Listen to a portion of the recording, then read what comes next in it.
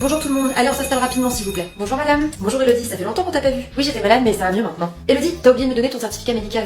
J'en ai pas. Ah bon bah dans ce cas je dois te mettre 0 au contrôle de la semaine dernière. Mais madame s'il vous plaît, tu connais les règles. En cas d'absence injustifiée à un contrôle, ça me fait pas plaisir, mais c'est 0.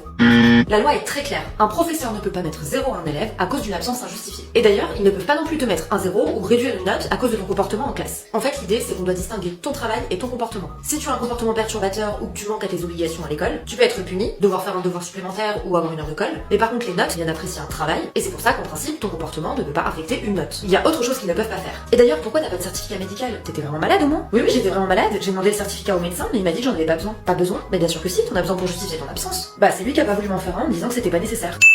Les seuls cas dans lesquels tu dois fournir un certificat médical à l'école, c'est si tu as eu une maladie contagieuse. Donc par exemple si tu as eu la varicelle, la gale, les oreillons, etc. Mais si ta maladie était hors de cette liste, l'école ne peut pas exiger un certificat médical. Si tu as d'autres questions sur ce qui est légal ou pas à l'école, n'hésite pas à les poser en commentaire. Et en attendant, abonne-toi pour mieux comprendre le droit.